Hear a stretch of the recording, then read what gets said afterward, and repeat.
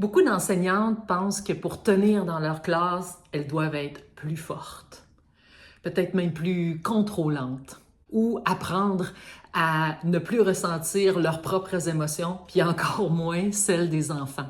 Parce qu'aujourd'hui, on parle beaucoup du système scolaire, des classes trop pleines, du manque de budget.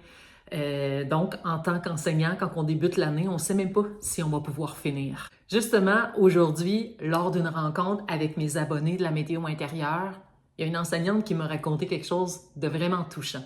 Elle me dit: Manon, la première fois que je t'ai contactée pour la météo intérieure, ça fait déjà 5 ans. Puis j'avais eu la nouvelle que j'avais à peu près 17-18 enfants en maternelle 4 ans.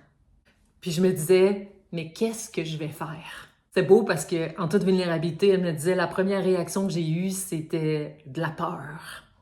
Peur de ne pas être à la hauteur, peur de perdre le contrôle dans la classe, peur de ne pas être capable de finir l'année. Et dans ces moments-là, beaucoup d'adultes font certaines choses. Entre autres, peut-être se plaindre du système scolaire, comme de quoi ça se peut pas aujourd'hui d'enseigner dans de telles conditions. Puis vous avez pas tort en passant, hein? Ou bien peut-être tenir le coup jusqu'à l'épuisement parce que finalement on change rien puis on continue de la même façon.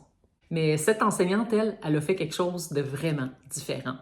Elle a pris un moment pour écouter sa météo intérieure. Elle a pris le temps de reconnaître la peur qui était là, sans la repousser, sans la bannir, sans la fuir. Elle l'a davantage acceptée. Puis ensuite, elle s'est posé une question vraiment très importante. Qu'est-ce que je fais avec cette nouvelle-là qui vient de tomber? Je vais avoir un nombre d'enfants qui est impensable en maternelle 4 ans. Qu'est-ce que je fais avec cette nouvelle-là? Puis c'est beau parce que c'est à ce moment-là qu'elle a pris le téléphone, elle m'a appelé pour me dire « Manon Jean, je crois que j'ai besoin de la météo intérieure cette année dans ma classe. » Je me souviens encore de cet appel. Ça me touche parce que c'est ça, la responsabilisation. Souvent, on a l'impression que c'est pas drôle, qu'est-ce qui nous arrive, on tombe dans un rôle de victime, quand finalement, notre pleine responsabilisation, c'est de se dire « OK, j'aime ma job, j'aime ça travailler auprès des enfants, mais cette année, ça risque d'être difficile. » Puis qu'est-ce qui est beau dans cette aventure-là, c'est que cette enseignante-là, c'est pas son école qui a payé la formation, bien non, c'est elle-même qui a déboursé des sous pour pouvoir vivre cette expérience de météo intérieure-là parce qu'elle le savait. C'est comme si je ne laisserais pas la vague me submerger puis de mettre ça sur la faute de l'école, sur la faute des enfants. Non, non, non. Moi, là, en tant qu'humaine, là, qu'est-ce que je peux faire maintenant pour continuer à vivre ce travail-là parce que j'ai choisi d'être une enseignante par passion. Mais je sens que cette année, je vais avoir besoin d'aide. Et c'est ça, la météo intérieure, elle permet à des adultes de pouvoir reconnaître leurs émotions, de pouvoir les vivre. Et c'est justement ce qu'elle raconte, cette enseignante-là, 5 ans plus tard, que finalement, la météo intérieure est devenue un langage émotionnel qu'elle n'utilisait jamais dans sa vie auparavant. C'est-à-dire qu'elle ne reconnaissait pas ses émotions, sauf lors de cet appel où elle a entendu que j'ai un nombre incalculable d'élèves, qu'est-ce que je vais faire avec ça? Mais la peur, elle était tellement forte que là, elle l'a reconnue. Mais au fil du temps, elle comprend à quel point les émotions pour elle, c'était pas vraiment quelque chose qu'elle mettait dans sa vie. Et grâce au langage de la météo intérieure, c'est devenu un univers extraordinaire où elle a appris à connaître ses élèves. Et tout au long de cette année-là, si on recule de 5 ans, cette personne-là, elle a su s'adapter en fait à cette nouvelle réalité d'enfants qui vivent énormément de perturbations émotionnelles, mais ça lui donne un langage. Et là, la météo intérieure. Donc souvent, on voudrait que l'école paye ça pour nous, mais à la base, toi, là, dans ton fort intérieur, est-ce que tu sens que tu as besoin de ces outils-là pour toi personnellement? Est-ce que tu dépends d'un système pour que ce système-là te paye des formations pour que toi, tu arrives à naviguer dans ta vie émotionnelle? Tu sais, c'est vraiment un non-sens. Donc, la météo intérieure a permis à cette enseignante-là de pouvoir rayonner dans son univers, mais aussi de pouvoir donner à des enfants un langage pour qu'ils puissent ensemble apprendre à communiquer. Alors, si tu as besoin, toi aussi, tu sens l'appel de la météo intérieure, prends rendez-vous avec moi. Ça va me faire tellement plaisir de pouvoir te partager cette météo-là, ce langage-là, qui devient en fait l'accueil de soi pour accueillir l'autre.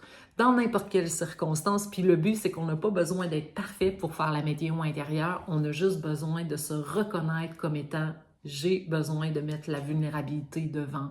J'ai besoin d'accueillir cette personne que je suis quand je suis avec mes élèves pour leur donner la possibilité de s'accueillir eux-mêmes dans ce qu'ils sont.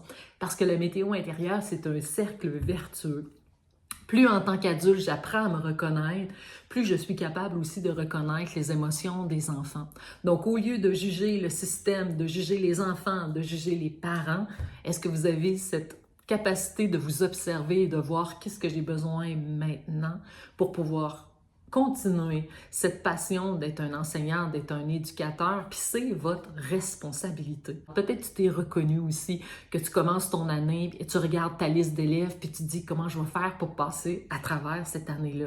Si tu ne fais rien, c'est sûr que tu vas te faire rattraper, tu vas te faire submerger par cette vague-là parce que tu n'as pas pris ta responsabilité qui t'a appelé à la base avec un sentiment, avec une émotion que tu n'as pas pu entendre et reconnaître. Et ça, plus on devient conscient comme adulte qu'on a un travail à faire sur nous-mêmes pour être avec les enfants par respect pour eux, là, on comprend à quel point ça part de nous, cette météo intérieure-là. Alors, saurais-tu devenir le météorologue de ta vie pour aider justement à accompagner des enfants juste par une simple modélisation, mais aussi par une simple résonance qui part de ta propre fréquence de stress au quotidien. Alors, si tu as besoin, contacte-moi, ça va me faire plaisir de pouvoir te partager la météo intérieure, mais aussi te tenir par la main parce qu'il y a un programme vraiment complet sur la météo intérieure qui va juste tout doucement pas augmenter tes performances, pas du tout. Pas faire en sorte que tu vas être plus, tu sais, là, dans la bienveillance ou quoi que ce soit. Non, non, non, c'est juste, hey, est-ce que tu es capable de reconnaître tes émotions à la base, puis de comprendre que toutes ces choses-là, tu sais, qu'on parle d'empathie, de bienveillance, de parentalité bienveillante, tout ça, là, c'est comme, oh, on se perd là-dedans. Attends une minute, là. On va avoir juste un langage, il est simple, mais il est extrêmement puissant.